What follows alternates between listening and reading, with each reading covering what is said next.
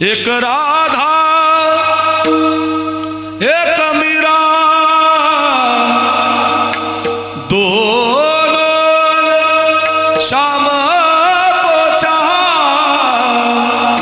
अंदर क्या दोनों की चाह में बोलूं एक प्रेम दीवानी एक दरस दीवानी एक प्रेम दीवानी एक दरस दीवानी। मृत्यू लोकांमध्ये 3 जन्म सोहळे साजरे केले जातात, एक तुमचा माझा, एक साधूचा आणि एक देवाचा। 3च जन्म आहेत। एक देवाचा साजरा केला जातो, गोकुळाष्टमीला केला जातो, रामनवमीला केला जातो। अजून मत्स्य कूर्म वराह वामन जनार्दन गोविंद पुंडरीकाक्ष माधव मधुसूदन पद्मनाभ सहस्राक्ष वनमाली हलायुध गोवर्धन ऋषिकेश वैकुंठ पुरुषोत्तम विश्वरूप असे जे अंशात्मक अवतार आहेत, हे सगळे अवतार साजरे केले जातात। त्याचं कारण का? भक्ता कारणे घेतलीसे आळी 10 गर्भवास सोसिले वनमाळी हृदयी धरोनी तुम्ही आसी खेळावया न्यावो माझ्या कानाची नाव भरी घ्यावो माझ्या कानाची। त्याचं नाव घ्या म्हणतात संत, त्याचं भजन करा म्हणतात। का? तो भक्तासाठी धावून येतो, दुर्जनाचा संहार करतो। भक्ता राखी पायापाशी दुर्जनाशी संहारी यदा यदा हि धर्मस्य ग्लानिर्भवति भारत अभ्युत्थानम धर्मस्य तदात्मानं सृजाम्यहं परित्राणाय साधूनां विनाशाय च दुष्कृतां धर्मसंस्थापनार्थाय संभवामि युगे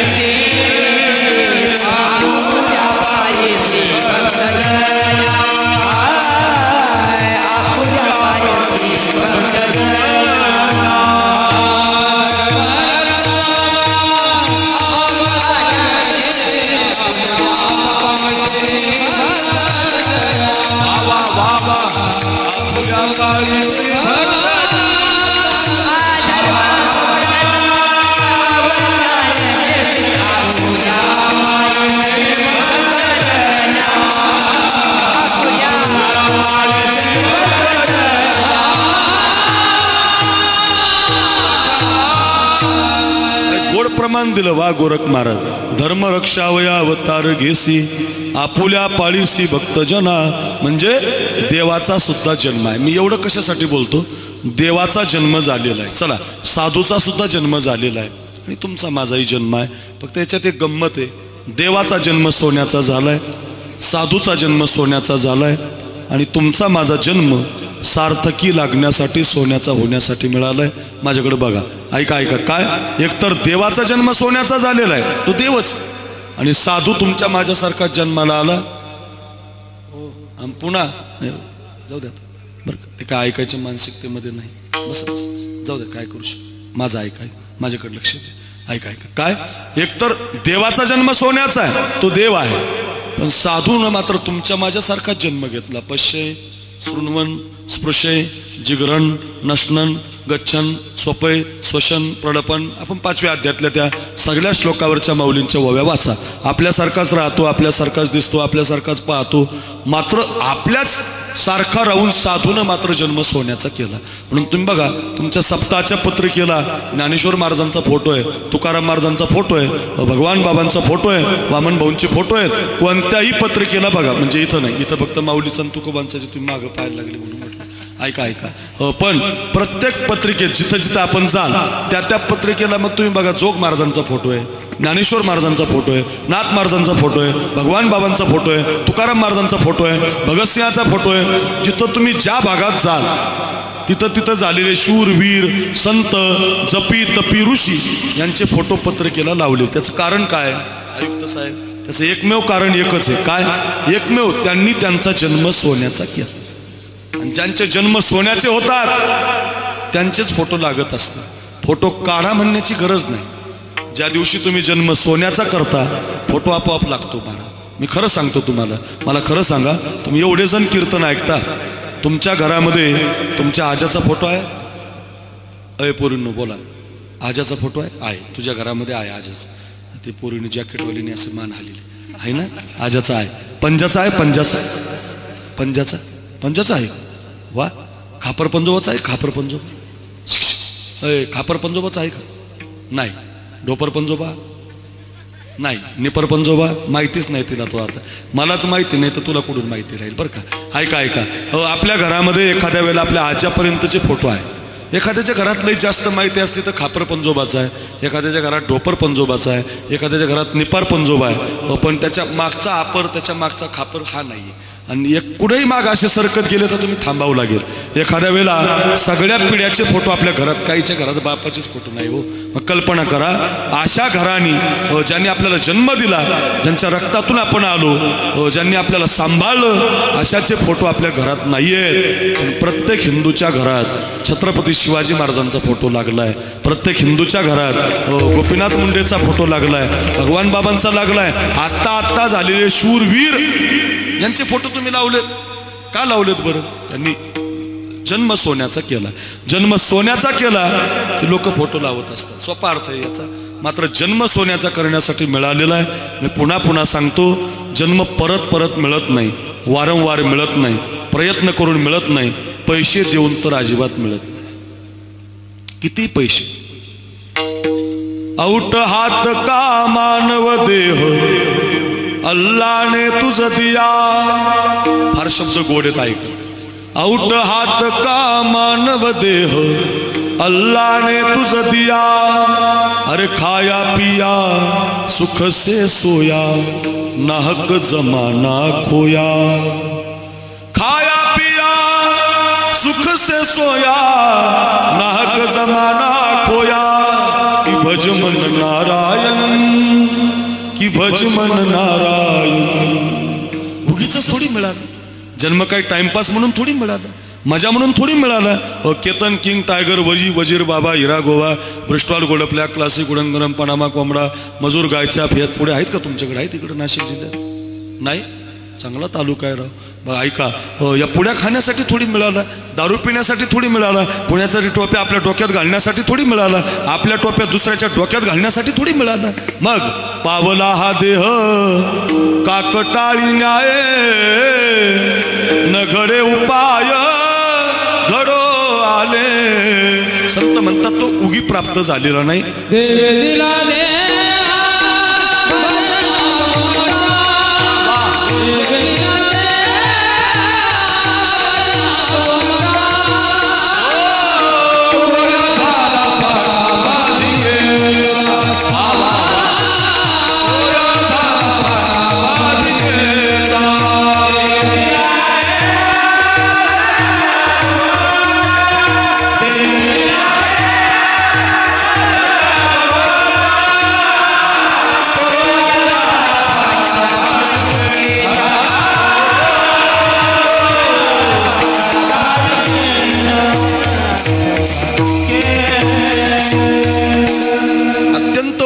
प्रमाणे देवे दिला देह भजना गोमटा, तो या झाला फाटा बाधिकेचा.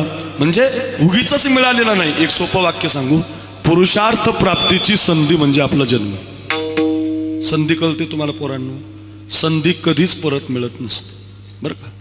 संधी परत मिळत नाही. एकदा बालपण गेलं की तरुणपणात मिळत नाही, तरुणपण गेलं की म्हातारपणात पुन्हा तरुणपण भेटत नाही. गेलेली संधी, काल गेलं ते आज मिळत नाही. आता कितीही पैसे दिले म्हणजे कालचं आयुष्य भेटेल का? नाही मिळणार, कधीच मिळत नाही. म्हणून बालपण नावाची संधी आहे तर संस्कार नावाचं सोनं केलं पाहिजे. तरुणपण नावाची संधी आहे त्याग नावाचं सोनं केलं पाहिजे. म्हातारपण नावाची सुद्धा संधी आहे, भजन नावाचं सोनं केलं पाहिजे. हो, बालपणामध्ये संस्कार दिले पाहिजे. महाराज प्रत्येक आईनं पोरानं टाळ नका बाजू देऊ पण असा उभा केला पाहिजे. मला कोणीतरी मग अशा आल्यावर म्हटलं, महाराज ते ज्यांनी माझा कार्यक्रम घेतला फोन केला ते मला म्हटले, महाराज आमचे छोटे छोटे पोरं टाळ घेऊन उभे राहतात, तुम्हाला जमतील का? म्हटलं का नाही जमायचे? अहो ते उभेच राहिले पाहिजे ना.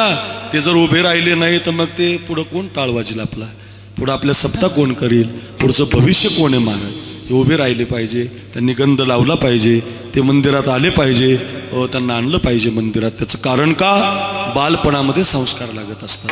राष्ट्रमाता जिजाऊ छत्रपती शिवरायांना संस्कार देते बालपणात. बालपणात संस्कार येते. तानाजी हवाय, मुरारबाजी हवाय, येसाजी हवाय, सज्जनगड हवाय, हे बालपणात. काय ती जिजाऊ महाराज मुलगी जन्माला आली, ऐका ऐका बारशिंगी गाव ऐका, मुलगी जन्माला आली मग बापानं हत्तीहून साखर वाटली. काय बाप असेल महाराज, त्याला म्हणायचं बाप. नाही तर आमचा बाप 2-3 पोरी झाल्या की मुलीला मारून टाकतो. काय कमी आहे बरं मला सांगा ना तुम्ही. शरद पवार साहेबांना एकच मुलगी हो. गोपीनाथ मुंडे सारखा माणूस काय करू शकत नव्हता. 3च मुली आहेत त्यांना. मुलासाठी गेले नाही ते, आमका अंशी धावतो, तिकडं जातो, प्रयत्न करतो, डॉक्टरला भेटतो, आम्माकडे जातो, बाबाकडे जातो. नाही ना महाराज, काय येडी लोक आहेत महाराज आमचे. एक मुलीवर थांबणारे कितीतरी माणसं मी पाहिलीत महाराज. अहो मुलगी फार ग्रेट आहे महाराज. मुलापेक्षा कांकणभर श्रेष्ठ सध्या मुलगी आहे. मुलगी आमदार बनू शकते, मुलगी मेट्रोची चालक बनू शकते, मुलगी हेलिकॉप्टर चालू शकते, मुलगी पायलट बनू शकते, मुलगी पंतप्रधान होऊ शकते इंदिरा गांधी सारखी, मुलगी प्रतिभाताई पाटला सारखी राष्ट्रपती बनू शकते. एवढी ताकद जर मुलीत असेल, माझ्या प्रत्येक बहिणीला माझी विनंती असेल, गर्भातल्या मुलीला कधी मारायचं नाही. त्यांना ठेवा बरं, घेऊन जा घरी. आमच्या बीड जिल्ह्याचा प्रकाश दादा पहिला नंबर आलता मुली मारण्यामध्ये. आयुक्त साहेब तुम्ही चांगल्या कामावर होतात, आता तुम्ही रिटायरमेंट झालात. ऐका, मी खूप कीर्तनं केलेला महाराज, माझ्या डायरीमध्ये जागा नाही. रोज कीर्तनं करतो, जवळजवळ आता 25 वर्ष व्हायला लागली, रोज फिरतो. रोजच्या कीर्तनात मी सांगायचो त्यावेळेला की मुलीला मारू नका, खरंच मारू नका. मुलगी फार ग्रेट असते महाराज. बापाला मुलगी झाली तर बापानं हात देऊन साखर वाटली. सिंदखेड राजा नावाचं गाव आहे. समृद्धीनं वर चढलात ना, इथून तुम्हाला पुढे गेलं की सिन्नरचा फाटा लागतो, गोंदे फाटा. गोंदे फाटाच्या पुढे शिर्डी फाटा, शिर्डीच्या पुढे वैजापूर फाटा, वैजापूरच्या पुढे संभाजीनगर फाटा, त्याच्या पुढे अजिंठ्याचा फाटा, अजिंठ्याच्या पुढे लगेच तुम्हाला जालन्याचा एक विकास लागतो उतरायला. आणि त्याच्या पुढचा जो फाटा आहे तो सिंदखेड राजाला आहे. त्या सिंदखेड राजाला हा सरळ हायवे जातो. इथून जर 120नी गाडी आणली तर 3च तासात जातं माणूस, 2-2.5 तासात पोहोचतं बरं का. 120ची स्पीड दिलेली समृद्धीला, म्हणजे तेवढी चालू नका, 100नी जा बरं का. म्हणजे तुम्ही जर गेले तर 3-3.5 तासात जाता. तिथं जर गेले ना तुम्ही कधी, तर ती जिजाऊ मासाहेबांची जन्मभूमी आहे. जन्मभूमी जन्माला आली जिजाऊ. ऐका ऐका गावकरी, जन्माला आली, बापानं हात देऊन साखर वाटली. आणि आमचा बाप गर्भातल्या मुलीला मारतो. म्हणून सांग ना आई मला कोण वाचवना, तुझ्या विना जन्मास मला कोण घालणार. कधी मारायचं. मुलगी म्हणत असते आईला, होईल मी मोठी शिकून शिकून, आई मला मारू नको ग. होईल मी मोठी शिकून शिकून, मारील भरारी पाखरी होऊन. अशी मंगलताई सारखी गायक होईल, उद्या येणाऱ्या शिवलीला सारखी कीर्तनकार होईल, काल आलेल्या रुपाईलताई सारखी कीर्तनकार होईल. आई होईल मी मोठी शिकून शिकून, मारील भरारी पाखरी होऊन, शाळेतून आल्यावरी काम करणार, तुझ्या विना जन्मासी मला कोण घालणार. फार गोड कविता, 12 चरणाची कविता मी स्वतः तयार केलेली, ती बसून लिहिलेली आहे. आणि महाराष्ट्रभर ती मी गाजवली गायनातून, माझ्या लोकांना सांगितली मी. ती फार काळ गाजली. 12 लई लोक म्हणतात, आता तिला सगळ्यांना माहिती आहे. हो राखी पौर्णिमेचा येईल ग सण, माझ्या ग दादाला राख्या बांधील 2-2, कवाचा टिळा कपाळी लावना, तुझ्या विना जन्मासी मला कोण घालणार. खूप मोठी आहे, वेळ कमी आहे, अर्थ एवढाच आहे. मुलीला मारू नका. मुलगी जन्माला आली म्हणून बापानं साखर वाटली आणि मुलगी इतकी भारी निघाली. 8 वर्षाची झाली की तलवार चालवायला लागली. 12 वर्षाची झाली घोड्यावर बसायला लागली. 16 वर्षाची झाली घोड्याला रेखीव्या लावून युद्ध करायला लागली. मुलगी तशीच निघाली आणि तिचं लग्न झालं. मराठवाड्यामध्ये वेरूळ आहे. वेरूळच्या भोसले बरोबर शहाजीराजे भोसलेंशी विवाह झाला. थाटात लग्न झालं. लग्न झाल्यावर 1 वर्षानं मराठ्यामध्ये युद्ध लागलं. आपल्या देशाला एक कलंक आहे. माझ्याकडे बघा, आपल्या देशाला एक कलंक आहे. आपलेच लोक आपल्यात भांडतात. फार वाईट वाटतं याच. माल्यानेच वंजाऱ्याची, वंजाऱ्याने मराठ्याची, मराठ्याने ब्राह्मणाशी. अरे इलेक्शन दिलं आता ते सोडून द्या, आता तेवढ्या पुरतं असू द्या. पण आपापसातलं भांडण चांगलं नाही. मला एकमेकात काय भांडायचं? आपणच गावातल्या गावात ये बाबा तुझी कमी होती, ये कोण जाईल, जाऊ द्या ना त्याला, जाऊ द्या ना. अरे विठाला विठाला आपापसातच काय भांडायचं? आपापसातलं भांडण चांगलं नसतं. मराठ्यामध्ये युद्ध लागलं. इतकं भयानक युद्ध पेटलं. ऐका, युद्धाचा सुरुवात अशी झाली, जाधवांच्या तलवारी भोसलेवर आदळल्या. जिजाऊ महासाहेबांचं माहेरचं आडनाव जाधव होतं आणि सासरचं आडनाव भोसले होतं. बरं का, माहेरचं आडनाव जाधव, सासरचं भोसले. आणि आता एका बाजूला जाधव, एका बाजूला भोसले. युद्ध आपापसात भिडलं. माझ्याकडे बघा, कोणती माता संस्कार देते, कोणत्या आईनं संस्कार दिलेत, कोणत्या गर्भातून संस्कार जन्माला येतात, कोणत्या पोटी संस्कार जन्माला येतात. भाग्यवान माता कोण असते ऐकून घरी घेऊन जा. एका बाजूला आता जाधवाच्या तलवारी होत्या, एका बाजूला भोसलेंच्या तलवारी होत्या. युद्ध घनघाती सुरू झालं होतं. युद्धामध्ये भोसलेंच्या तलवारीनं दत्ता जाधव नावाचा जिजा मासाहेबांचा सक्का भाऊ धरणीला पडला आणि माझा पोरगा भोसलेंच्या तलवारीनं कापला म्हणून 60 वर्षाचा लखोजी राजा रणांगणात उतरला. सपासप शमशेर चालवायला लागला. एक एक सरदार उडवायला लागला. एक एक भोसलेचा सरदार सेनापती उडवला. एकच सरदार जिवंत राहिला, त्याला स्वतःची लाडकी कन्या दिली होती, त्याला जावई म्हणतो आपण. त्या जावयाच्या तलवारीवर तलवार आदळली. किती वाईट आहे बघा. एका बाजूला कुंकू आहे ज्याच्याशी लग्न झालं आणि एका बाजूला बाप आहे ज्यानं जन्माला घातल्यावर हत्तीहून साखर वाटली. जिजामाता युद्ध पाहते, अश्रूच्या धारा डोळ्यामध्ये लागल्या. एका बाजूला बाप लढतोय, एका बाजूला नवरा लढतोय. आता कुंकू तरी संपून जातोय, आता जन्म देणारा बाप तरी मरतोय. कुणाच्याच बाबतीत घडू नये असं, वैऱ्याच्या बाबतीत सुद्धा घडू नये रे. एका बाजूला बापाची तलवार, एका बाजूला नवऱ्याची तलवार. आता बाप तरी मरतोय, तर नवरा तरी मरतोय. जिजामातेनं आपल्या म्यानातली तलवार काढली आणि आपल्या बापाला आडवी लावली. खबरदार बाबा, खबरदार बाबा, अगोदर माझ्याशी युद्ध करा, अगोदर मला पाडा, अगोदर माझा निपात करा आणि मग माझ्या कुंकवाची वाट धरा. अशा वाघिणीच्या पोटी वाघ जन्माला येतो, ध्यानात ठेवा. कुणाच्याही पोटी नाही म्हणाला, त्याला वाघीण लागते, वाघीण. नाही तर आपली बायको माहेरी जाऊ दिली नाही. माझं लग्न झालेलं आहे, बायको जर माहेरी जाऊ दिली नाही ना, कुंमट तोंड करते ती. कुंमट पाच सुद्धा नाही आपल्याकडे, पाणी नाही, चहा नाही, जेवण नाही, बोलत नाही 5-5 दिवस. आपल्याला ज्याचं लग्न झालेलं आहे त्याच्या लक्षात येईल. अर्थ एवढाच आहे, आपली बायको जर माहेरी जाऊ दिली नाही तर ती आपल्याला बोलत नाही. नवऱ्यासाठी माहेराला तलवार आडवी लावली तिनं महाराज. अशा भाग्यवान आईच्या पोटी संस्कार जन्माला येत असतात बरं का. आईच्या कुठं कुठं आईच्या गर्भात उमगली झुंजाराची रीत, तलवारीशी लगीन लागलं, जडली वेळी प्रीत. लाख संकटे झेलून घेईल अशी पहाडी छाती. पुढेही नाही, त्याला आईचे संस्कार लागतात. झाशीची राणी संस्कारानं जन्माला आली. ऐका, जिजाऊ संस्कारानं जन्माला आली, शिवराय संस्कारानं जन्माला आले, संभाजी महाराज संस्कारानं जन्माला आले, या देशातले सगळे संत संस्कारानं जन्माला आले. बालपणामध्ये संस्कार देत चला. मदलसा नावाची एक माता आहे, मदलसा. 4 लेकरं होती तिला. किती लेकरं? 4. इतकी सुंदर होती दिसायला.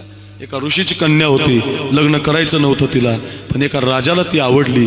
राजानं मागणी केली, लग्न करते म्हटले तुझ्याशी, पण ऐक ना हे राजा, तुझ्यापासूनची मुलं मला होतील, त्यातली एकही मुलगा तुझ्या मनावर नाही ठेवणार, माझ्या मनावर. वचन दिलं, लग्न झालं, 4 मुलं झाली. आणि पाळण्यामध्ये झोके देताना आपल्या लेकराला पाळण्यात ती आई शिकवायला लागली, हा देह नाशिवंत, मलमूत्राचा बाधा, हा देह नाशिवंत, वरी चर्म घातले रे, कुर्मी कीटकांचा सांगा, वरी चर्म घातले रे, रव रव दुर्गंधी रे, अमंगळ तिचा बांधा, रव रव दुर्गंधी रे,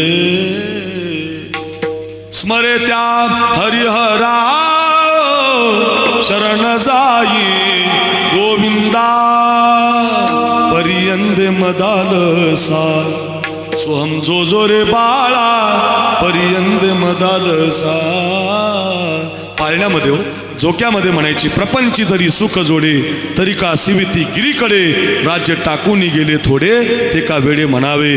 पाळण्यामध्ये शिकवायचे, जा राजा जा, संन्याशी बन, जा रे राजा शूर बन. काही असेल महाराज, पाळण्यामध्ये संस्कार दिले पाहिजे. पाळण्यातले संस्कार आईचं काम आहे. बरं सध्या फार वाईट झालं महाराज, माय बाप पोरांकडे ध्यान द्यायला तयार नाही, पोरं सगळे मोबाईलमध्ये, प्रत्येक पोरगा मोबाईलमध्येच आहे. फार वाईट झालं महाराज, इतकं व्यसन लागलं. ठीक आहे, 11वीच्या 10वीच्या पुढं 9वीच्या पुढं पोरांना मोबाईल द्या तुम्ही, 3रीच्या पोरांना मोबाईल, 3रीच्या 4थीच्या पोरीला मोबाईल. महाराज फार वाईट आहे ना महाराज. हो पोरं आता व्यसनामध्ये गुंतली. पूर्वी पुण्याचं व्यसन होतं दारूचं, आता मोबाईलचं व्यसन आहे Maharaj. Insta story, status, Facebook, हे व्यसन लागलं माणसाला. आता जेवत नाहीत माणसं, पण ते पाहत बसतात. तुम्ही कायम बघा, काही काही पोरं असे जेवताना मोबाईल पाहतात.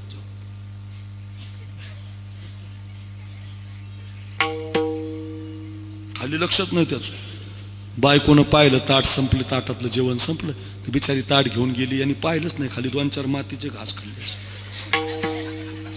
मग तोंडात खडे गेल्यावर लक्षात आला, हो बायको ताट घेऊन गेली. काय नवल. आमच्या गेवराई, मी शहरात राहिला बीड जिल्ह्यात, आमच्या गेवराईला एक नवरा असा मोबाईल पाहता पाहता दुसऱ्याच बाईच्या घरात गेला. सकाळ लक्षातच नाही त्याचे, त्याला वाटलं माझंच घर आहे. टिंग टॉंग बेल वाजवली, टिंग टॉंग. बाईला वाटलं आपलाच नवरा आला, तिनं वर पाहिलंच नाही, ती मोबाईल मध्येच.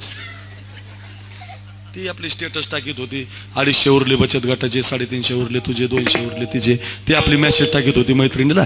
तिला वाटलं आपल्या घरात दुसरं कोण येणार. तिनं दरवाजा उघडला, वर पाहिलंच नाही तिनं, खालीच मोबाईल मध्ये. त्याला पाण्यास तांब्या भरून दिला. त्याला वाटलं तांब्या आला म्हणजे आपलाच नवरा आहे. ते सोप्यावर जाऊन बसलं. त्याला मिळ नाही माझी बाई नाही, तिला मिळ नाही माझा नवरा नाही. दोघं मोबाईल खेळत होते. तेवढ्यात तिचा ओरिजिनल नवरा आला घरात.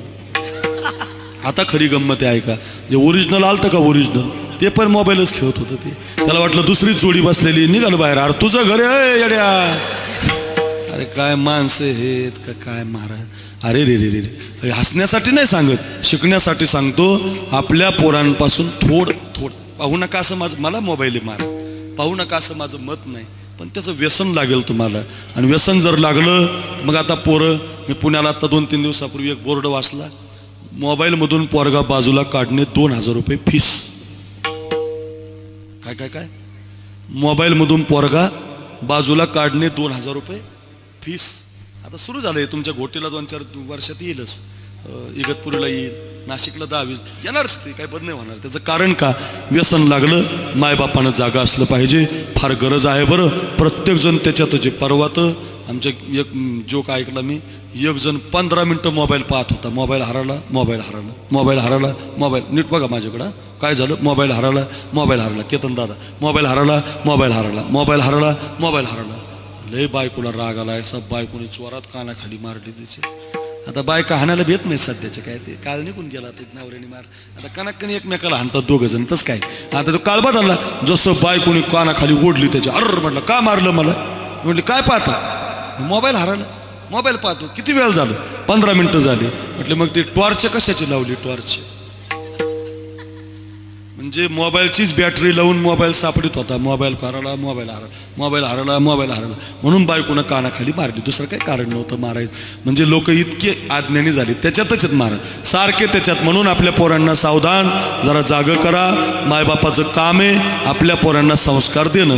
थोडे पैसे कमी कमवले तरी चालतील, पण तुम्हाला मुलांकडे ध्यान द्यावं लागेल. अर्थ पुन्हा ऐका, जर तुम्ही नाही ध्यान दिलं मग तुमचे पोरं व्यसनामध्ये जातील.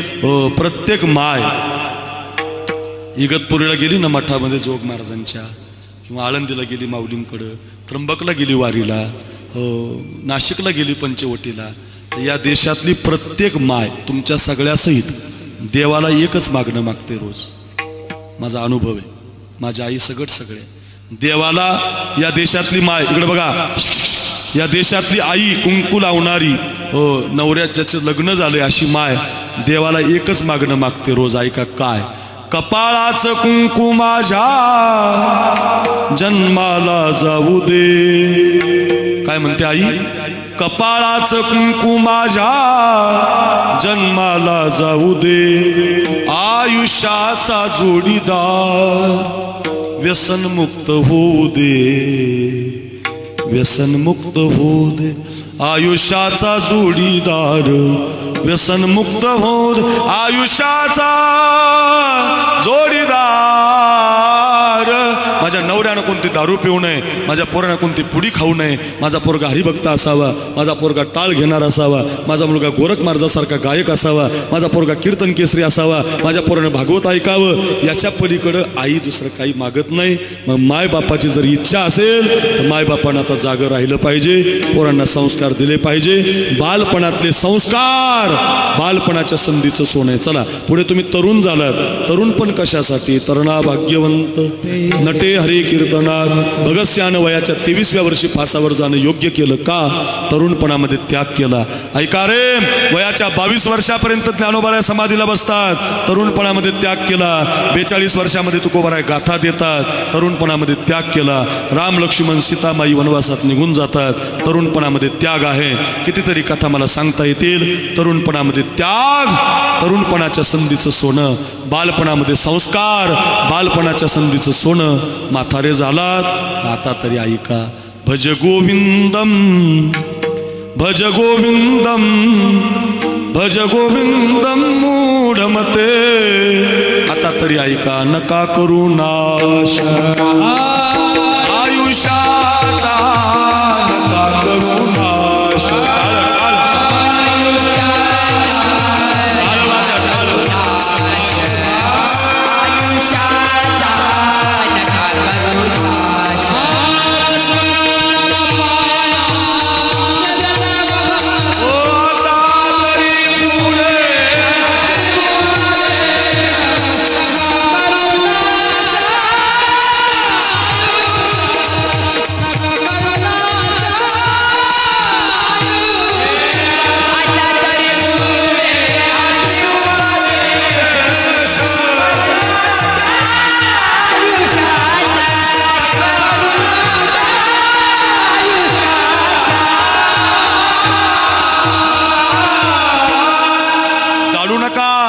आयुष्य बर्बाद करू नका.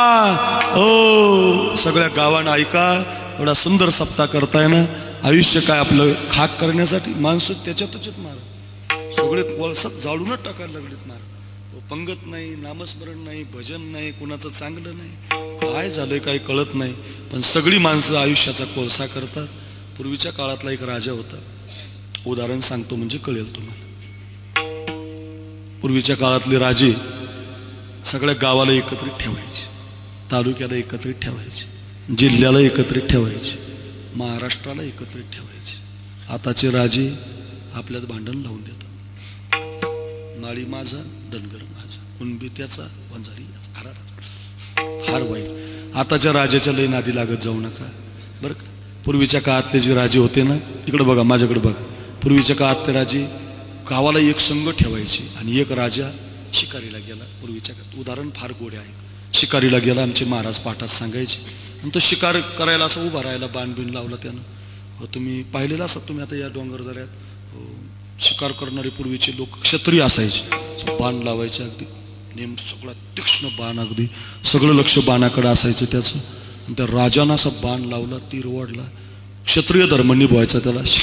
माझ्याकडे बघा, असा बाण लावला, झाला असं बरं का, त्या राजाचा एका विषारी नागाच्या शेपटीवर पाय पडला. आणि त्या राजाचं लक्षच नाही खाली, त्याचं लक्ष सगळं बाणाकडं. नागाला काय राजानं कोण माणूस, त्यांनी काढला फाना. कोण माझ्या शेपटीवर पाय देते म्हणून चावणार, तर आपल्या बारशिंगव्याचा एक लोहार लाकडं तोडायला गेलता अरण्यात. त्यांनी लाकडाची मोडी खांद्यावर घेतलेली, लाकडे घेऊन चाललाच होता. तेवढ्यात अचानक त्यानं पाहिलं राजा शिकार करतोय आणि राजाचा पाय एका विषारी नागावर पडलाय. नागानं फाना काढलाय. नाग जर राजाला चावला तर राजा गतप्राण होईल, मरून जाईल, आपल्या राज्याचं मोठं नुकसान होईल. म्हणून त्यानं खांद्यावरची लाकडाची मुळी दान करून खाली टाकली, धावतच गेला, राजाला ढकलून दिलं. विषारी नाग हातामध्ये घेतला. राजाचा नियम चुकला, बाण चुकला. राजाला राग आला, कुणी मला ढकललं बुवा, कुणाची ताकद आहे मला ढकलून देण्याची. पाहिलं तर एक अज्ञात व्यक्ती आहे, त्यानं स्वतःच्या जीवाची पर्वा न करता विषारी नाग हातामध्ये घेऊन मला चावणारा नाग स्वतःकडे घेतला, माझा जीव वाचवला. राजाशी सावध झाला. राजाने त्याला जवळ घेतलं. का रे, एवढा विषारी नाग हातामध्ये घेतला आणि मला वाचवलं? म्हटलं, राजा हा विषारी नाग आहे, हा जर तुम्हाला चावला असता तर तुमचं तद्धामम परमम मम, तुम्ही काही वाचले नसते. म्हणून मी धावतच आलो, माझ्या राजाचं काम केलं. राजा लय खुश झाला. अरे म्हटले, मला वाचवलं राजा, एवढा माझ्यावर प्रेम आहे तुझं. काय करतो? काय नाही म्हटलं, लाकडं तोडतो. राज काय करतो? या लाकडच घरी घेऊन जातो. लाकडं काय करतो? जाळतो म्हटलं त्याला, आणि जाळल्यावर त्याला कोळसे तयार करतो. गोटीला, खाली तिकडे इगतपुरीला लय जास्त पैसे आले तर मग नाशिक रोडला, अशा मोठ्या मोठ्या गावाला जातो. सिन्नरला, खाली संगमनेरला, भंडारदऱ्याच्या मार्केटमध्ये जातो. 2 रुपये 5 रुपये किलोनं ते कोळसे विकतो. म्हटले, मी माझा उद्योग आहे कोळशाचा, लोहार आहे म्हटले मी. एक काम कर म्हटले, बस माझ्या रथात. राजा खुश झाला ना महाराज. गोरख महाराज बसवलं व रथामध्ये राजानं त्या लोहाराला. रथ चालवत राज्यामध्ये आणला. हाक मारली, प्रधान इकडे या. या लोहारानं माझा जीव वाचवला, याला 5 एकर चंदनाची बाग लगेच देऊन टाका.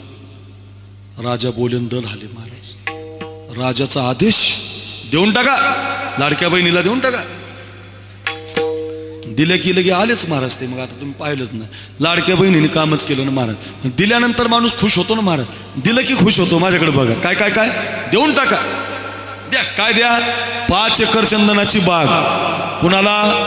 लाकूड तोड्या लोहाराला. बरं, तुम्हाला बाग, चंदनाच्या बागेचे पैसे माहित आहेत का किती आहेत? एका एकर मध्ये 1 कोटी रुपयाचं चंदन येतं बरं का. तुमच्याकडे एकर कळतं ना? एका एकर मध्ये 1 कोटीचं चंदन येतं. राजाने किती दान दिली? 5 एकर म्हणजे किती झाले? 5 कोटी. हुशार आहेत तुम्ही बरं का. 5 कोटी रुपयाची बाग. आणि ते बी राजा म्हटला, ए प्रधान, आता लावलेलं देऊ नका, 2-4 वर्षे तयार झालेलं देऊ नका, जी तोडायला आलेली ती देऊन टाक. राजा खुश झाला ना महाराज. 5 एकर दान दिली महाराज. हो, आणि मग 2-3 वर्ष गेले आनंदात. कायच करावं, मनाची गाडी बघत. काय नाही, काय नाही, काय नाही, थांबली झाली बंद, चौबदार झाली. विठाला विठाला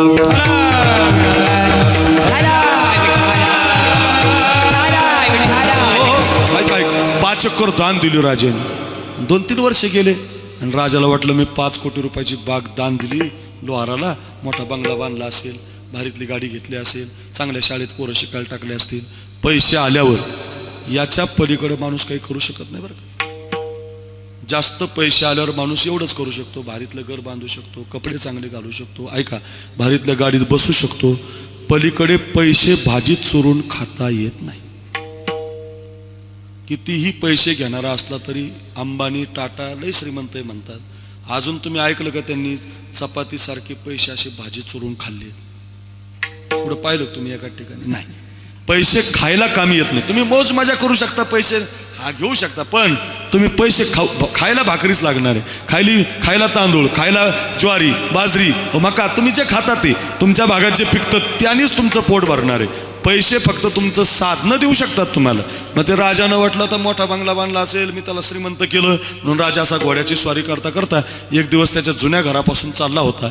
तर राजाला नवल वाटलं, ज्याला 5 एकर बाग दिली होती का, तो गडी तिथंच कोळसे तयार करतो.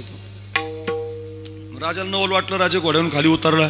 राजाला पाहिलं रे लोहारानं मुजरा केला. उदाहरण नीट आहे का?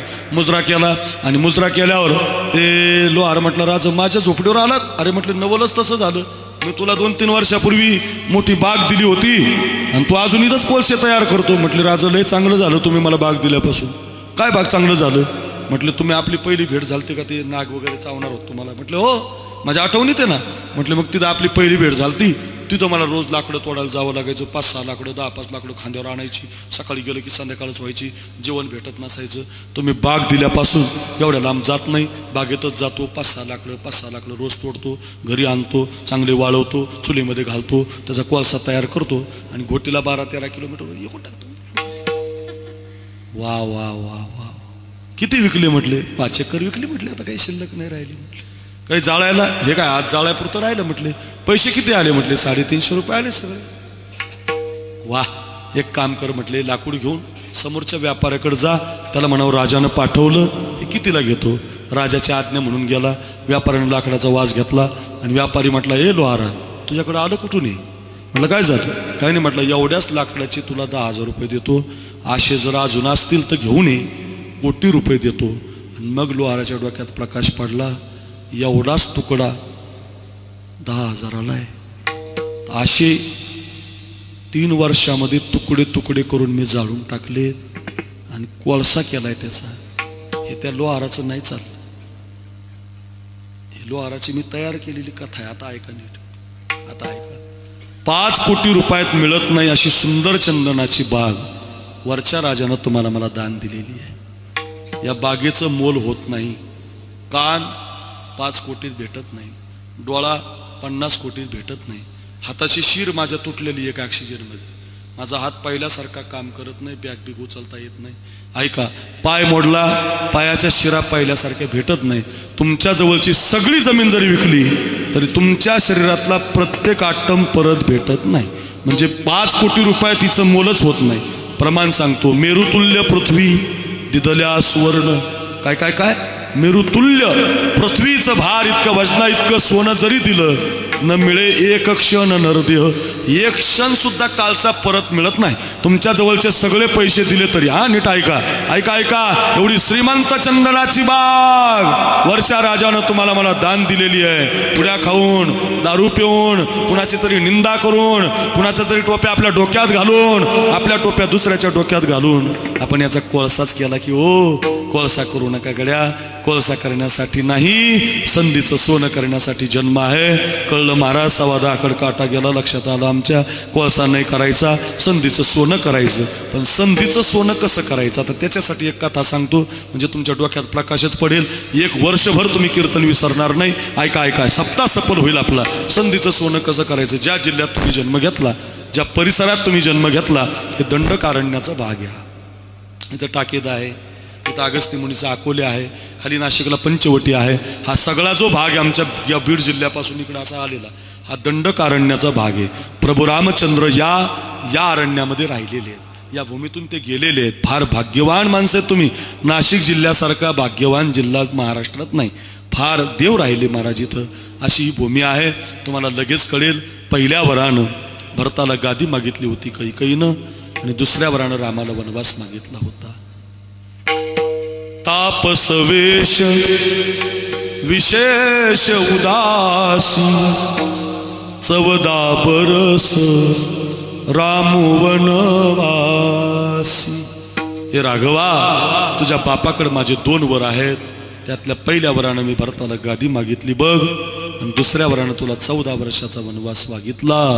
रघुकुल रीत सदा चली आई, प्राण जाए पर बचन न जाए. राघवा जा रे, तुला 14 वर्षाचा वनवास आहे. हसणारे रामप्रभू अंगामध्ये वलकल धारण करतात. आणि आता तो वनवास जानकीला माहिती होतो. बघा गड्या, बायकोनं नवऱ्याला कसं बोलावं, इतका साधा विचार रामायणात होता. बायकोनं नवऱ्याला कसं बोलावं, इतकं साधं सांगावं आपल्याला महाराज. याच्यापेक्षा साधा विचार अजून काय असू शकतो महाराज? ऐका, लग्न करून आणलेली मुलगी असते रे, थाटात लग्न करून आणलेलं असतं तिचं. 5च दिवस झालेले असतात, अजून तिचा पाऊल फुलाच्या खाली पडलेला नसतो. माझ्याकडे बघा, अजून तिचा पाऊल पालखीच्या खाली पडलेला नसतो. आणि तिला बातमी कळते की माझं कुंकू आता गादीवर नाही बसणार, माझं कुंकू आता 14 वर्ष वनवासात जाणार. आणि 14 वर्ष वनवासात जाणार म्हणून माझ्याकडे बघा, रामप्रभू अंगामध्ये वल्कल दारुण करून म्हणतात, जानकी आता संपतील 14 वर्ष. हे जानकी आता संपून जाईल वनवास. हे जानकी हो, आत्ताच तुला लग्न करून आणलंय, अजून तुझा पाऊल फुलाच्या खाली नाही, अजून तू पालखीच्या खाली उतरली नाही. जानकी आत्ता संपेल वनवास. तू मांजरीला घाबरते जानकी, मांजरीला. वनवासामध्ये खूप सिंह असतात, वाघ असतात, हिंसक पशु असतात. नाही जानकी, माझ्याबरोबर येण्याचा तू हट्ट करू नको. असं म्हटल्यानंतर एका पत्नीनं नवऱ्याला कसं बोललं पाहिजे रामायण शिकवतो बघा. एक एक पद तुम्हाला मी रामकथा करणारा महाराज आहे. काय गोष्ट आहे महाराज. हो, ती जानकी म्हणते, प्रभू झालं तुमचं बोलून, आता माझं आहे का? काय सांगायचं तुला जानकी?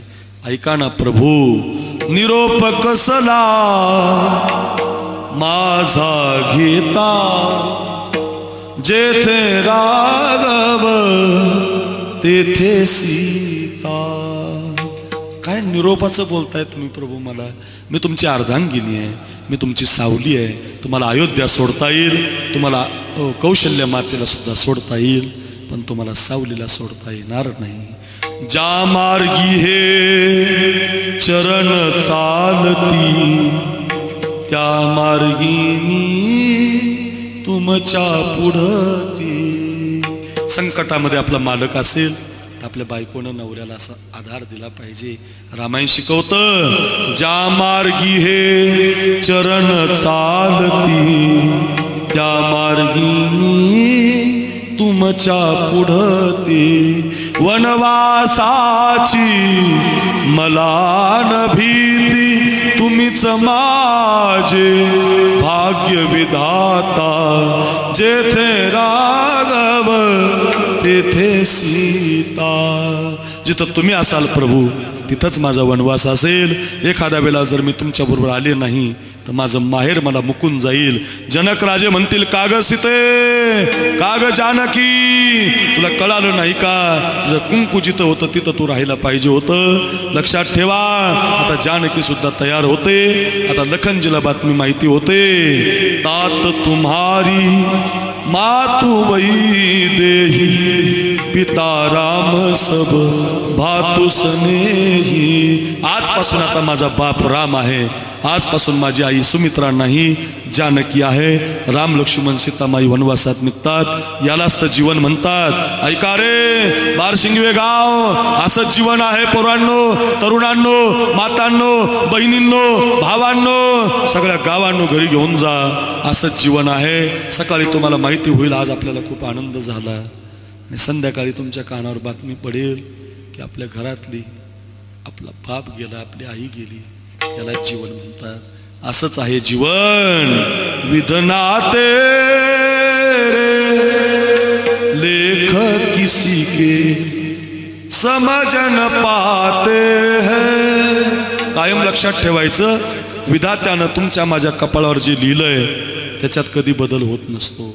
पैसे दिल्यानं होत नाही, कधीच नाही. मग विधनाते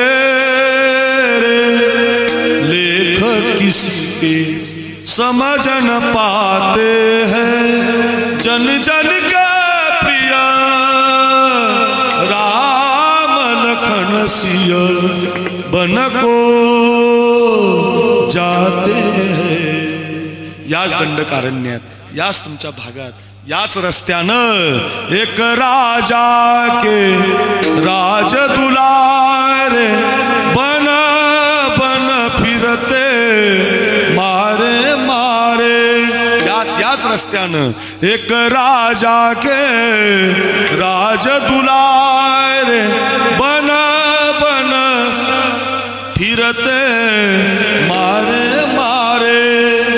सबके कष्ट मिटाने वाले कष्ट उठाते हैं, जन जन का प्रिय राम लखन सिय बन को जाते हैं असं जीवन आहे कसा मला टाकून गेला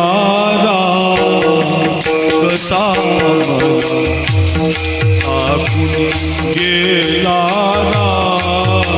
कसा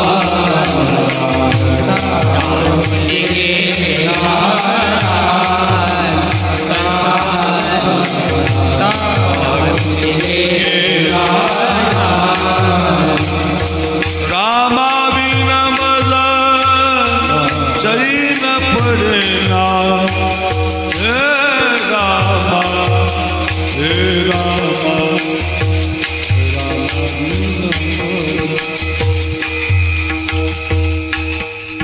रामा विना मजा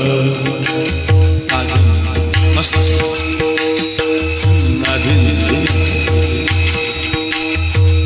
रामा विना मज रामा विना 14 वर्षासाठी हे रामा विना मज हे रामा विना रामा विना रामा विना रामा रामा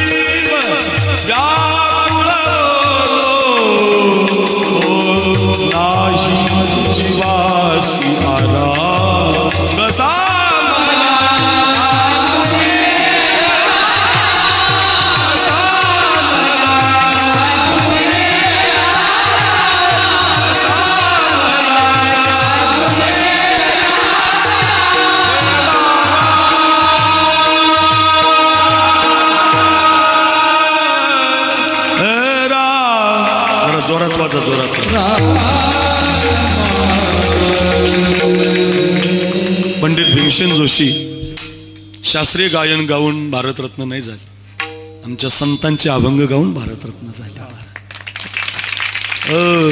जे कारंजली गांजली गायलं, कसा मला टाकून गेला राम गायलं, मग लोक या बात म्हणायला लागले. शास्त्री गायन गाऊस तर कुणी त्यांचं ते शास्त्रीवाले ऐकत होते, पण आपल्याला कळत नव्हतं. एक एक मिनिटाची ताण मारायची.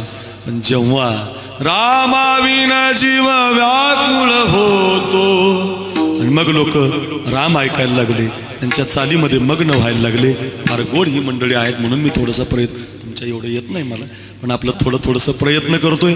अर्थ एवढाच आहे बरं का, अर्थ एवढाच आहे. काय, प्रभू आता वनवासात निघून जातात, 10:30 वाजलेले आहेत, वेळ कमी आहे. प्रभू आता शरयूच्या काठाच्या पुढे जातात, हळू आता तमसेचा काठ जातो, हळू आता अयोध्या परत जाते आणि आता गंगेचा काठ येतो. आता त्या वडाचा रुचिक आणला जातो. कशासाठी आणतात वडाचा रुचिक? ऐका, जानकीच्या केसाला लावला जातो. किती वाईट आहे ना महाराज. जिला थाटामध्ये दास दाशी कामाला आहे, तिला वनवासामध्ये वडाचा रुचिक केस लावावा लागतो. प्रभू सुद्धा आपल्या केसाची वेणी बनवतात, लखनजी सुद्धा आपल्या केसाची वेणी बनवतात, सुमंताला परत पाठवतात आणि आता खरा वनवास सुरू होतो. पण आता पलीकडच्या काठाला जायचं म्हणून त्या काळामध्ये समृद्धी हवी नव्हती. समृद्धी झाल्यामुळं मी नांदेडहून आलो तुमच्याकडे. शक्य होतं का महाराज? 11 ते 1 कीर्तन नांदेडला करून महाराज 7:30ला येतो म्हणजे नितीन गडकरीची कृपा झाली आपल्यावर बिचाऱ्याची. ते नितीन गडकरीचं नाव बदललं पाहिजे. नितीन गडकरी नाही, नितीन रोडकरी केलं पाहिजे. रोड काय उड्डाण पुलन, काय रोड केले. वा, ऐका ऐका, चला, मी कोणत्या पक्षाचा प्रचार नाही करत आहे. तुम्ही म्हणाल महाराज काय भाजपचा आहे का? अजिबात नाही बरं का, तसलं नाही. आपलं एक रोड आठवला म्हणून सांगितलं. पूर्वीच्या काळात काय असायचं, असे उड्डाण पुलं नसायचे, त्यामुळं गंगेच्या पलीकडच्या काठाला जायचं तुम्हाला, मग एकच असायचं, नावाडी आणि नाव. नावाडी आणि नाव. संधीचं सोनं कसं करता येतं त्याच्यासाठी कथा ऐकायची एवढी. ज्या अभंगाचा दरवाजा उघडतो, संधीचा कोळसा कसा केला ते मी तुम्हाला मगाशी लोहाराचं सांगितलं. एवढं सोनं ऐका म्हणजे आपल्याला पुढे जाता येईल. आणि पलीकडच्या काठाला जायचं म्हणून एक नावाडी पलीकडच्या काठाला नावेत बसलेला दिसला आणि रामचंद्रानं लखनजीला पाठवलं, जा म्हटले त्याला बोलून आण. लखनजीला त्याला हाक मारली, तो अलीकडच्या काठाला आला आणि रामचंद्रानं त्याला हात जोडले. नीट ऐका जरा, ह्या बारशिंगवे सगळ्यांनी. काय, कुणी हात जोडले? राम प्रभूनं. कुणाला? नावाड्याला. नीट ऐका बरं, अशा हात. त्याचा अर्थ असा आहे, कुणाकडून काही मिळवायचं असेल तर हात जोडले पाहिजे. सिद्धांत आहे हा. कुणाला तुम्हाला काय, एवढं जरी शिकलात तर फार झालं. अहो काही लोक हात जोडून आमदार झाले. मला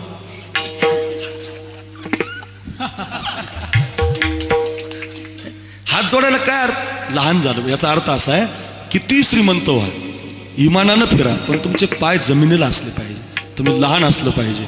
मोठ्यात मजा नाही महाराज, लहान्यात मजा आहे.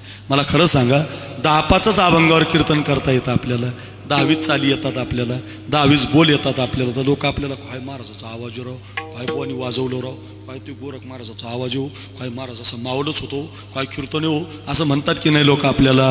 10-5च अभंगावर बोलता येतं आपल्याला. तर तळ हाताच्या फोडाप्रमाणे फुलं काय, फटाके काय, स्वागत काय, महाराज आले काय. ज्यांनी गाथा लिहिला ते केवढे असते ना तुकाराम महाराज. अरे 10-5च अभंग पाठ आहेत आपल्या. हो, संप्रदायाचा गाथा ज्यांनी लिहिला ते तुकोबाराय म्हणतात. लहानपण देगा देवा मुंगी साखरेचा रवा, मुंगी साखरेचा रवा. लहानपण देगा देवा जयांगी मोठे तया यातना कठीण. लहानपण देगा देवा, लहानपण देगा. लहान असलं पाहिजे. तुकोबाराय कळस संप्रदाय. तुकोबाराय कोण आहे? संप्रदायाचे कळस. ज्ञानदेवी रचला पाया. तुका झाला असे कळस म्हणतो आपण आपल्या भाषेमध्ये. संप्रदायाचे कळस तुकोबाराय. पण स्वतःला म्हणतात मज पामर आहे, पाय थोरपण, पायीची वाहन पायी बरी. आणि आपण 2-4 अभंग पाठ येत, आपण कळस समजायला लागलो. अहो तुकोबराय स्वतःला पायाची वाहन समजतात. आपण कळस समजायला लागलो, लोकांचे फोन उचलत नाहीत आपण, लोकांना बोलत नाहीत आपण, लोकांशी आपण बसत नाही. महाराज नाही, किती मोठे व्हा, मोठे व्हायला विरोध नाही, श्रीमंतीला विरोध नाही, पण तुमचे पाय जमिनीला असले पाहिजे. तुम्ही लहान असलं पाहिजे. थोरपणा पराची सांडीजे, युत्पत्ती आगवी विसरीजे, जगा धाकुटे होईजे. ते जवळीक माझी नम्र झाला भूता, तेने कोंडिले अनंता. हात जोडले कुणी? रामचंद्रानी. ए नावाडी, अरे मी राम आहे, हा माझा भाऊ लखन आहे, ही माझी पत्नी सीता आहे, आम्हाला पलीकडच्या काठाला जायचंय बाबा, तुझे नाव पाहिजे, वनवासी आहोत. तू केवट म्हटला असं भाई नाव पाहिजे तुम्हाला? म्हटले हो. म्हटले मग नाव पाहिजे तुम्हाला, पण मला द्यायची नाही. काय म्हटलं तू? मला, माझ्याकडे बघा, मला नाव द्यायची नाही. रामचंद्र त्याला म्हटले मला? अरे मी कोण आहे माहिती का तुला? म्हटले कोण? गतिर्भरता प्रभू साक्षी निवास शरणम सुरुत प्रभ प्रलय स्थानम निधानम बीजम अभिम. म्या बोलविल्या विदू बोले, म्या चालविल्या सूर्यो चाली, म्या हलविल्या प्राण हरिजो जगाती चालिता, म्याच न्यामिलो साता काळू ग्रासे तसे भूता. हे म्हणे गते पंडुसुदास कडे जयाची, ऐसा जो समर्थ तो मी विश्वाचा ना.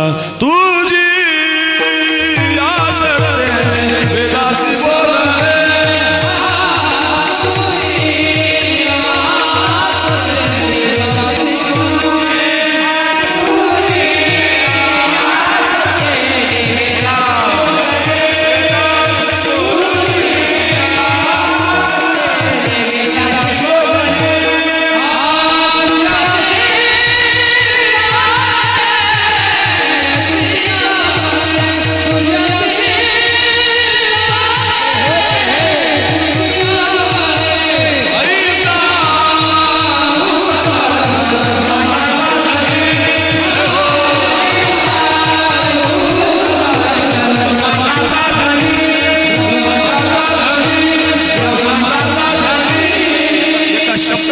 कळालं. ऐसा तू समर्थ ब्रह्मांडाचा धनी. ए केवट, तुझ्यासारखे नावाडी एका मिनिटात 1000 तयार करू शकतो. तुझ्यासारख्या नावा अशा रांगेला लावू शकतो. मी विश्वाचा मालक आहे, मला नाही म्हणतो. तो केवट म्हटलं मग तयार करा ना. मी कुठं नाही म्हणतो, मी नावा तयार करायला नाही म्हणत नाही. तुम्हाला करता येतात तर करा. ही नाव माझी आहे, मला द्यायची नाही. पहिला व्यक्ती बघा देवाला नाही म्हणणार. इथं देवाच्या बायकोला नाही म्हणिनात आपण. देवाच्या बायकोच नाव माहिती का तुम्ही? लक्ष्मी. कोण नको? महाराज नको म्हणे, नाही आणा म्हणतो. कमी दिले तर मागून घेतोय. मग कल्पना करा, आपण नाही म्हणतो का लक्ष्मीला? इथं लक्ष्मी सहित देव आलाय, लक्ष्मी सहित देव आलाय, आणि केवट म्हणतो मला नाव द्यायची नाही. काय आश्चर्य आहे महाराज. रामचंद्र त्याला म्हटलं अरे एका पायावर लोक उभी आहेत हिमालयात, गावागावात सप्ते चाललेत, 1 किलोचे टाळ छटाकावर आलेत, वाऱ्या चालल्यात, अजून स्वप्नात नाही मी कुणाच्या, मी आलोय तुझ्याकडं, मला नाही म्हणतो. तो केवट म्हणतो तुम्ही आलात ना, मी थोडी नाव घेऊन आलोय, माझी नाव द्यायची नाही. असं बराच वेळ झाल्यावर रामचंद्र त्याला म्हटले काय द्यायची नाही रे तुला नाव? म्हटलं काही अडचण नाही बरं का द्यायला. आणि ते काय म्हणे, मागच्या महिन्यात तुम्ही या जानकी मातेच्या स्वयंवराला गेले, आणि जाता जाता ते गौतम ऋषीच्या आश्रमातून जाताना तुमचा एक पाय त्या दगडाला लागला म्हणे, आणि दगडाची बाई झाली. म्हटले हो मागच्याच महिन्यात. मग तुमच्या पायानं दगडाची बाई झाली असा इतिहास आहे, आणि इथं तुमचे दोन्ही पाय माझ्या लाकडाच्या नावेला लागणार आहे. तिथं तर एकच पाय लागला दगडाला, दगडाची बाई झाली, आणि इथं तुमचे दोन्ही पाय माझ्या लाकडाच्या नावेत मांडायचे, आणि त्या नावेची जर दुसरी बाई तयार झाली तर पहिली सांभाळता सांभाळता माझी नाकी नव्हे, तिच्यातच माझं आयुष्य गेलं. इकून वल्ले आणतोय, तिकून वल्ले आणतोय, इकून माणसं सोडतोय, जन्म गेलाय माझा, आणि त्याच्यात पुन्हा दुसरी कशाला? अरे म्हटले असं कुठं होताच झाली ना. म्हटले मग आता एक काम करावं लागेल. म्हटले तुम्हाला जर माझ्या नावेत बसायचं असेल तर माझ्या घरातून एक पात्र आणावं लागेल, त्या पात्रामध्ये तुमचे दोन्ही पाय मांडावे लागतील, माझी बायको तुमच्या पायावर पाणी टाकेल, मी तुमचा पाय असा मातीच्या वेगळा धुवून काढेल. तुमच्या पायानं दगडाची बाई झाली नव्हती, तुमच्या पायाच्या मातीनं झाली होती. आणि म्हटले पात्र 11:15 वाजायला लागलेत. त्यानं ती काठवट आणली. इकडे बघा, काठवट काठवट काठवट काठवट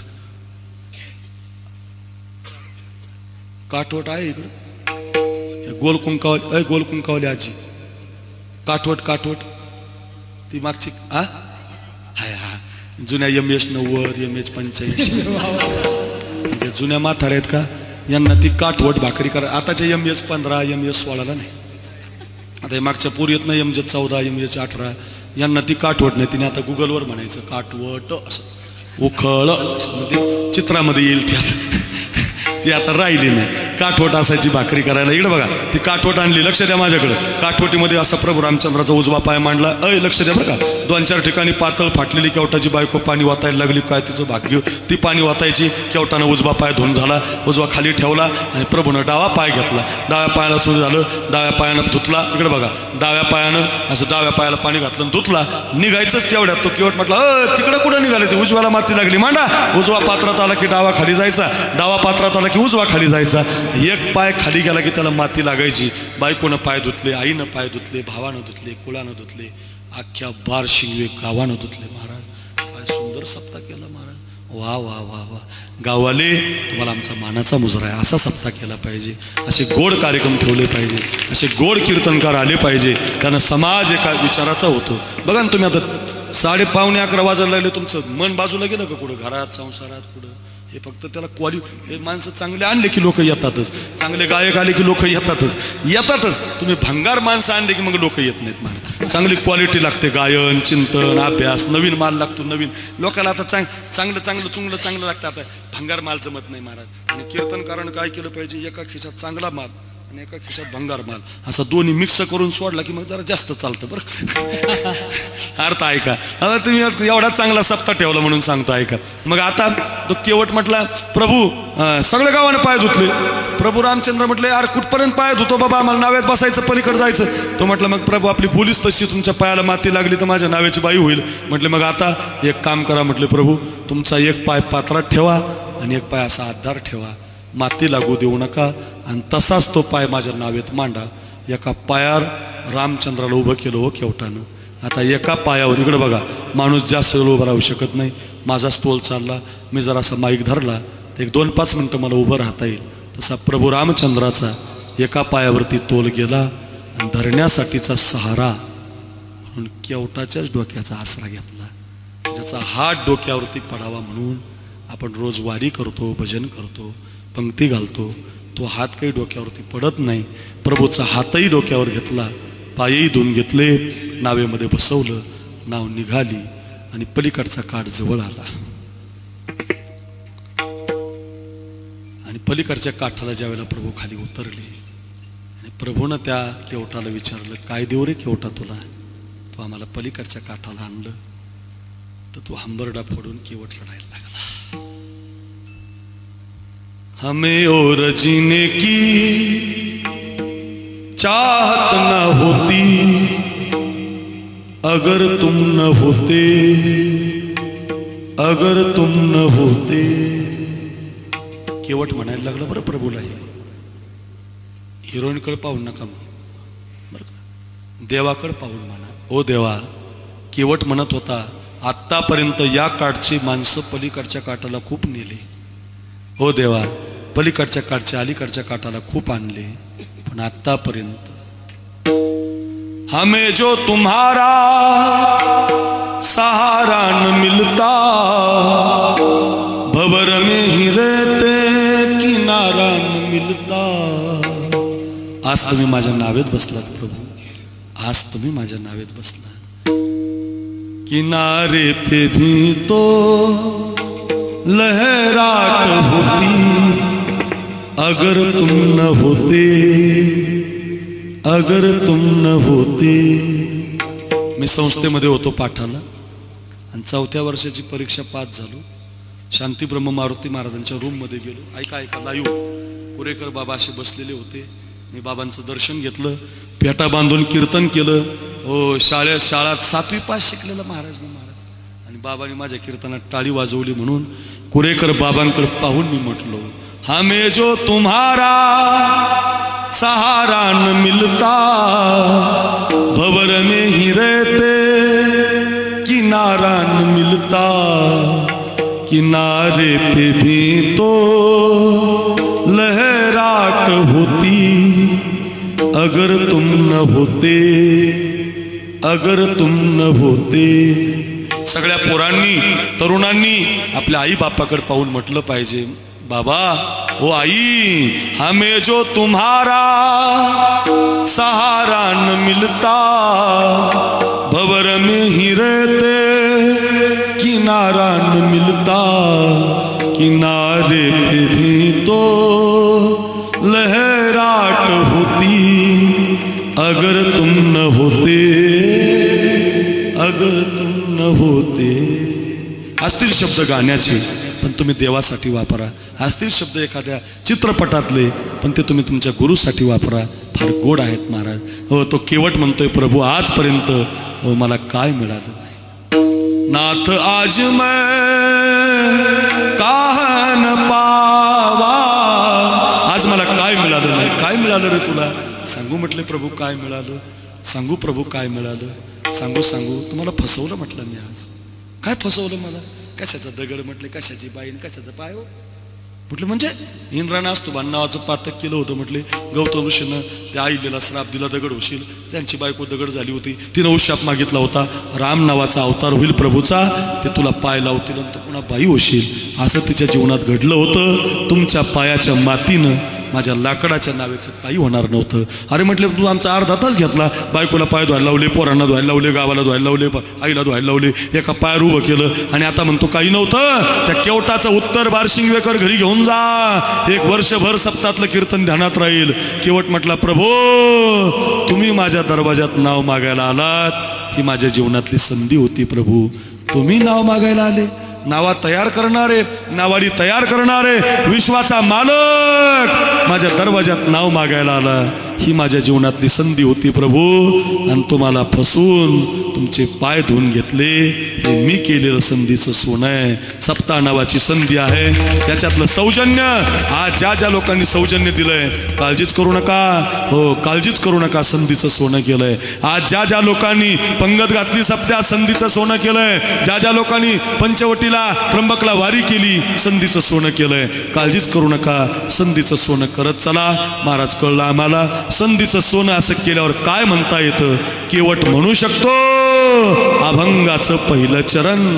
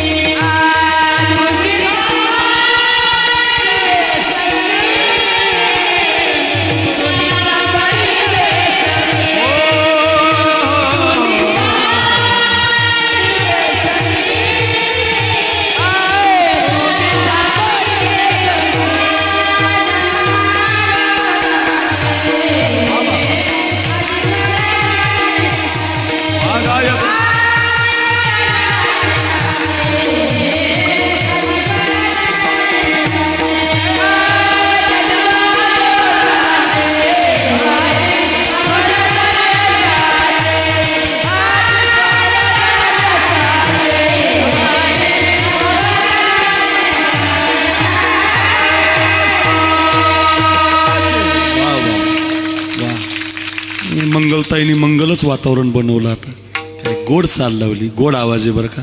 आणि शुद्ध वारकरी महाराज मी कायम पाहतो, यूट्यूबला पाहतो, फेसबुकला पाहतो, लय गोड गाते.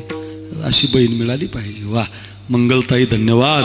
जन्मालो त्याचे केवटानं म्हणावं, आजी फळ झाली साची. मी संधीचं सोनं केलं. तुकोबारा तुम्ही काय संधीचं सोनं केलं? म्हटले आम्ही काम क्रोध बंदी खानी, तुका म्हणे दिले दोन्ही, इंद्रियाचे धनी आम्ही झालो गोसावी. एका बाईनं तुकाराम महाराजांच्या अंगावर उकळतं पाणी टाकलं. उकळतं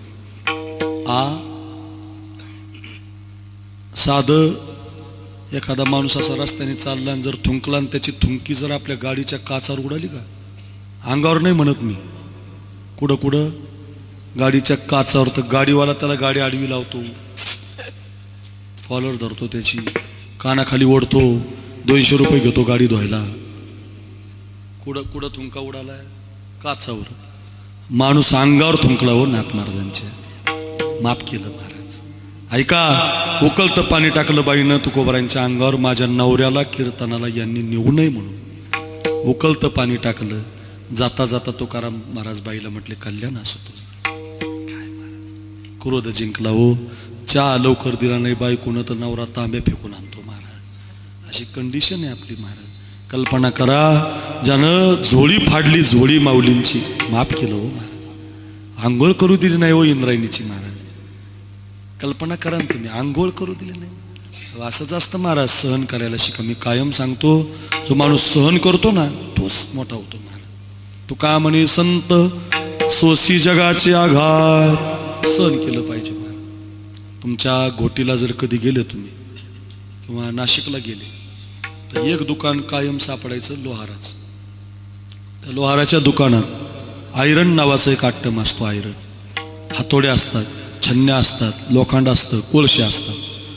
तुम्ही जर त्याच्या घरी गेले का तर त्याला रोज आठवड्यातून 2दा लोखंड आणावं लागतं, 2दा छन्न्या आणावं लागतात, हातोड्या आणावं लागतात. पण एक ती आयरन जी आहे ना ती कधीच त्याला आणावं लागत. तुम्ही जर त्याला विचारलं नाही आयरन किती दिवसाची आहे, तो म्हणतो माझ्या पंजानं हीच वापरली, माझ्या आजानं हीच वापरली, माझ्या बापानं हीच वापरली आणि मी सुद्धा हिच्यावरच काम करतो.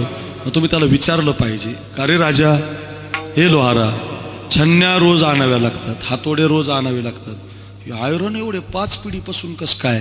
तो तुम्हाला सांगेल, छन्नी घाव घालते, हातोडा घाव घालतो, घाव घालणारे तुटून गेले महाराज.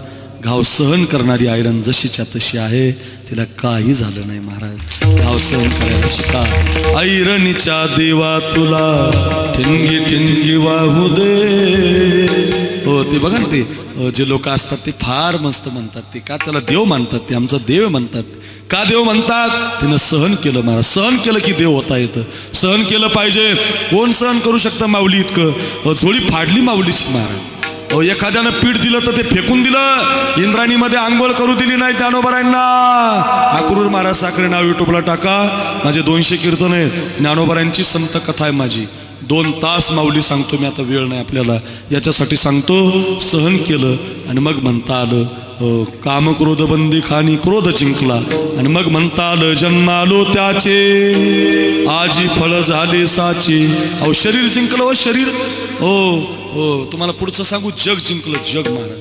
जग जग अमेरिका, अमेरिका इंग्लिशमध्ये माऊलीची ज्ञानेश्वरी तयार केली आणि अमेरिका वाचायला लागली. येड्या हो. आणि आपण कधी वाचायची? तिकडच्या लोकांनी इंग्लिशमध्ये तयार केली आणि तिकडचे लोक वाचायला लागली. मी आता तिरुपतीला दरवर्षी जातो. त्या तिरुपतीला त्या तिरुपती भगवंताचे गुरु महाराज आहेत. त्यांच्या मंदिरात आम्ही दर्शनाला गेलो तर आम्ही 4-5 मित्र गेलो होतो. तर त्या तिरुपतीच्या त्या गुरुच्या मंदिरात भजन चालू होतं. ते त्यांच्या त्या तेलुगू भाषेत भजन होतं. आम्हाला काही ती भाषा कळा ना, टाळ वाजल्यामुळे आम्हाला आनंद वाटला. आम्ही ते जाऊन विचारणा केली बा त्यांना हिंदी भाषेत. आमच्यातल्या 1-2 जणांनी विचारलं, हो कशाचं गाता तुम्ही, काय गाता? ते म्हटले, महाराज तुमचाच तुकोबाऱ्यांचा गाथा तेलुगू भाषेत केलाय आम्ही आणि तेच अभंग गातो महाराज. बघा अहो त्या पंजाबमध्ये शीख लोक नामदेवरायचे अभंग गातात.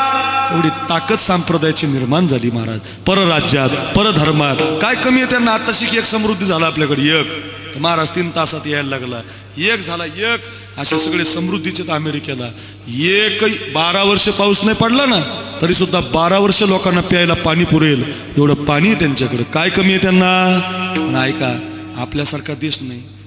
आमचा एक मित्र आहे तिकडे राहायला, तो आता सुट्टीमध्ये दिवाळीला मागच्या वर्षी आला होता. त्याने मला एक गंमत सांगितली. म्हटलं अमेरिकेने एक मशीन काढली आता सगळ्यात साधी, सगळ्या मशीन आहे त्यांच्याकडं, पण यावर्षी एक साधी मशीन काढली बुटाला पॉलिश करणे. सगळ्यात साधी मशीन. म्हणजे आता तुम्ही गोटेला गेले, तुम्हाला बाजार कुठे आहे? गोटेलाच. गोटेला तुम्ही गोटेला गेले गावात गेले, तुमचे बुट चांभाराकडे दिले, चांभारानं तुमच्या बुटाला पॉलिश केली, तुम्ही 300 रुपये आपले 30 रुपये दिले, बुटं घेऊन आले. तसं नाही तिकडं. पायात बुटं घालायचे, चौकात मशीन, तिथं एक मशीन, तिथं एक मशीन, तिथं एक मशीन. कसं आहे ऐका, पूर्वी नाशिकच्या तुम्ही बसस्टँडला गेले, 2-3 बसस्टँड आहेत नाशिकमध्ये, तुम्ही त्या बसस्टँडला पूर्वी गेले की तिथं पूर्वी असा फिरणारा रंगीबेरंगी वजन काटा असायचा. आपण त्याच्यावर उभं राहिलं का त्या आतलं चक्कर थांबलं की आपण 1 रुपया टाकायचो त्याच्यात आणि आतून आपल्याला वजनाची चिठ्ठी यायची. तसं मशीन आहे. तुम्हाला माझ्याकडे बघावं लागेल 2 मिनिटं. इकडे बघा, मशीन असं पायात बूट घालायचा, मशीनवर असा बुटासहित पाय मांडायचा.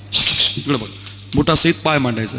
इकडे बघा, असा बुटासहित बारशिंग कर पाय मांडला, मशीन असं ऑटोमॅटिक आहे. तुमच्या बुटाचा पाय पडला की आतून एक ब्रश येतो, चकाट पॉलिश करतो बुटाला. पाय काढून घ्यायचा, दुसरा बुटाचा पाय मांडायचा. इकडे बघा, दुसरा बुटाचा पाय मांडल्यावर आतून ब्रश येत नाही केतन दादा, आतून एक बेल्ट येतो. बेल्ट पायाला मागून अशा हुका लावतो, पाय निघत नाही. फुकट नाही ना मशीन. बेल्ट का?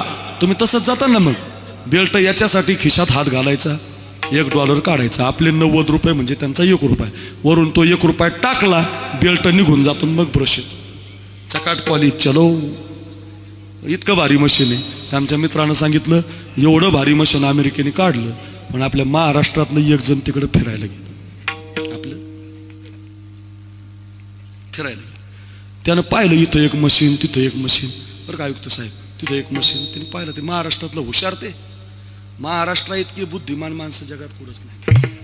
फार बुद्धिमान, लय हुशार. त्यानं काय केलं माहिती आहे का? त्यानं पाहिलं राव इथं मशीन आहे, तिथं मशीन आहे, $1 असं टाकतात, असं करतात. त्यांनी काय केलं ऐका, गोरख महाराज पहिल्या मशीनवर पहिल्या बुटाचा पाय मांडला, पॉलिश करून घेतला. दुसरा तिथं मांडलाच नाही त्यानं. मग दुसऱ्या मशीनवर मांडला.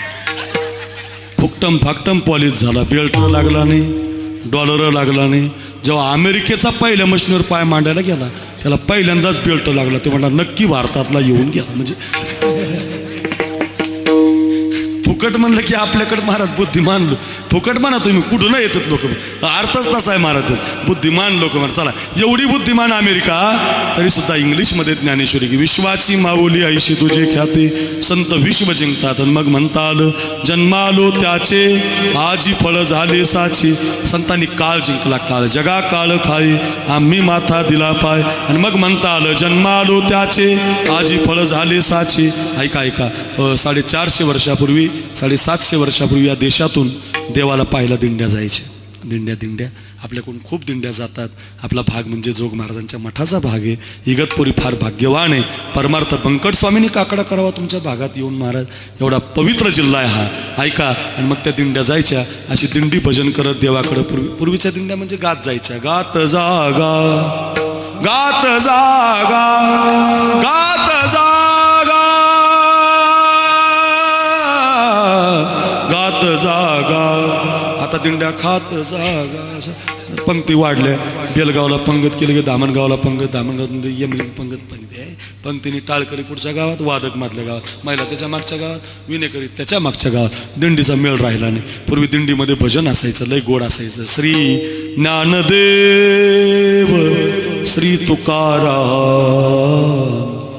श्री ज्ञानदेव, श्री तुकाराम. भजन गोड केलं पाहिजे. निवृत्ती राया, निवृत्ती राया, सोपान मुक्ताबाई, ज्ञान सखया सोपान मुक्ताबाई ज्ञान सखया सोपान मुक्ताबाई ज्ञान सखया निवृत्ती राया सोपान मुक्ताबाई ज्ञान सखया फार गोड ज्ञानोबाराया माझ्या तुकोबाराया कैवल्याचा पुतळा ज्ञानोबाराया साधकाचा माय बाप ज्ञानोबाराया ज्ञानोबाराया माझ्या तुकोबाराया. एका दमात 100 चाली मी म्हणू शकतो, पण आता आपले 11 वाजले. असं भजन करत दिंडी गेली होती आणि त्या दिंडीमध्ये एक पोरगी गेली होती कानोपात्रा नावाची.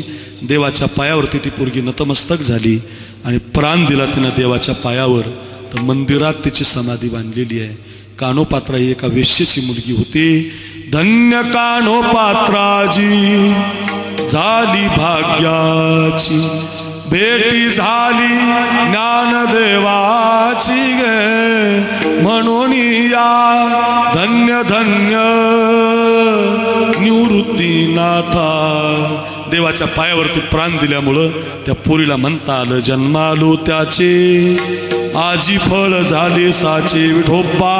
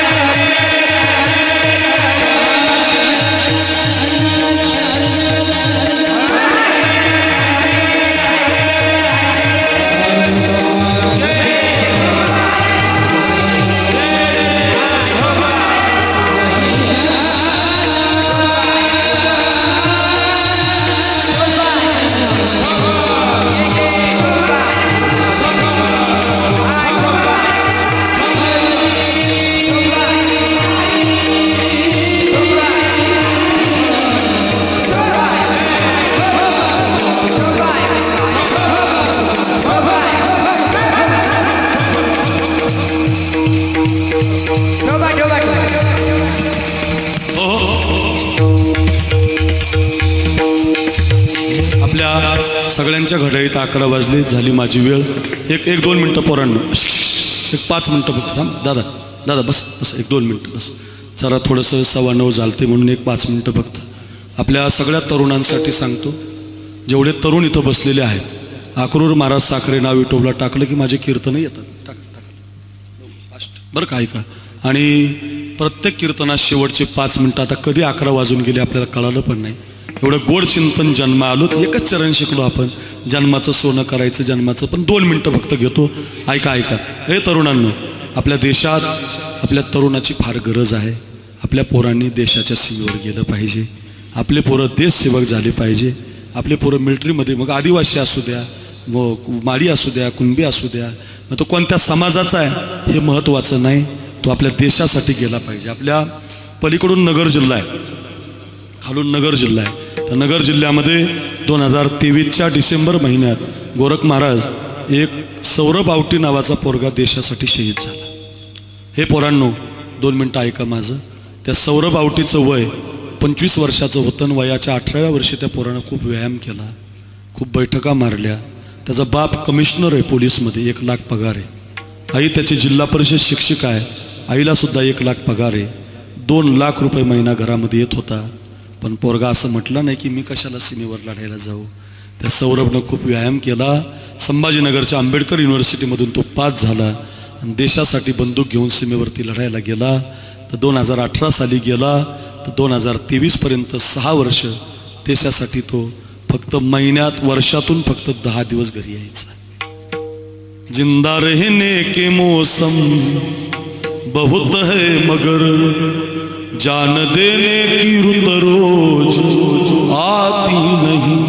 हुस्न और इश्क दोनों को रुसवा करे ये जवानी जोखों में नहाती नहीं. आज धरती बनी है दुल्हन साथियों, अब तुम्हारे हवाले वतन साथियों. आपल्यासाठी रे पोरांनो, हे तुमचाच महाराज आहे. मी माझं उदाहरण घरी घेऊन जा. एवढा चांगला सप्ताह केलाय गाववाल्यानं, एवढ्या दुरून आम्हाला बोलवलं, कधी 11 वाजले कळालं नाही. एवढे सुंदर चाली, एवढे गोड प्रमाण. हो गोरख महाराज काय, मंगलताई काय, दुसरे गतीर महाराज काय, अशोक महाराज काय, हे माऊली महाराज काय, काय सुंदर कीर्तन झालं. कधी वेळ संपून गेली कळाली नाही. हो एक माझं एवढं उदाहरण घरी घेऊन जा. फक्त 10 दिवस वर्षातून यायचा. आणि मागच्या वर्षी तो दिवाळीला घरी आला म्हणून आईनं त्याला शंकरपाळे करंज्या बनवल्या होत्या. इतका सुंदर तो पोरगा दिसायचा, इतका गोरापान होता, राजबिंडा होता. आईनं त्याच्यासाठी आता मुलगी पण पाहिली होती. त्याचं लग्नसुद्धा आता करायचं होतं. आणि मागच्या 2023च्या डिसेंबर महिन्यामध्ये तो कॅप्टन झाला होता. 5000 पोरं त्याच्या हाताखाली आली होती. आणि सियाचीनच्या प्रदेशामध्ये बांगलादेश आणि चीनची बॉर्डर आहे. त्या बॉर्डरवरती आपले पोरं ध्वजाचं रक्षण करत होती. रात्रीची ड्युटी होती पोरांनो. 2 बंदुक्या घेऊन पोरं लढत होती, दहशतवाद्याचा सामना करत होती. आणि तेवढ्यामध्ये एक नैसर्गिक संकट आलं. खूप थंडी पडली. आज जशी आपण कानाला बांधून उभे आहोत अशी थंडी पडली. बर्फ पडायला लागला. इतका बर्फ पडला, बर्फ कमरेपर्यंत आला. आणि कमरेपर्यंतचा बर्फ पडतो म्हणून दहशतवाद्यांनी आपल्यावरती हल्ला केला. आपले जवान पुढे सरकले, बर्फामध्ये सुद्धा पुढे सरकायला लागले, गोळ्या झाडायला लागले. इकडच्या गोळ्या तिकडं, तिकडच्या गोळ्या इकडं. या गोळ्या झाडला धरतीमध्ये आता बर्फ छातीपर्यंत आला, बर्फ आता डोक्यापर्यंत आला. कोणीच कुणाला दिसत नव्हतं. 6 दिवस बर्फ पडला रे पोरांनो. त्या 6 दिवसामध्ये आपले 12 जवान त्या बर्फामध्ये अडकून शहीद झाले. कुणाची बॉडी 2 दिवसानं सापडली, कुणाची 3 दिवसानं सापडली, कुणाची 5 दिवसानं सापडली. कॅप्टन सौरभ आवटीची बॉडी 11 दिवसानं सापडली. पूर्ण बर्फमय त्याचं शरीर झालं होतं. पूर्ण गोठून गेलं होतं रे पोरांनो शरीर. पूर्ण बर्फमय त्याचे हातपाय झाले होते. ऐका, बर्फातून बाजूला काढताना, बर्फ तोडताना, कापताना त्या सौरभचा एक हात कापावा लागला रे. अर्धी छाती कापावी लागली. एक पाय सुद्धा पोरांनो त्याचा कापावा लागला. आणि 25 वर्षाचा तरणा बांड पोरगा अर्ध्याच अंगानं भारत देशाच्या झेंड्यामध्ये गुंडाळून विमानानं त्याची बॉडी पुण्याला आली. पुण्यावरनं त्या राळेगण सिद्धीला नगरला पोहोचली. 1 लाख लोक वाटी लावायला आली होती. सौरभ आवटी अमर रहे, वंदे मातरम, भारत माता की जय म्हणत होती. आई समोर आली, आईनं झेंडा सरकवला. आपला एकुलता एक पोरगा मृत्यूच्या शियेवरती पाहिला. धाड दिशी आई खाली कोसळली. आई येऊ महाराज ती आपल्या लेकराच्या गालावून चेहऱ्याहून तिनं हात फिरवला.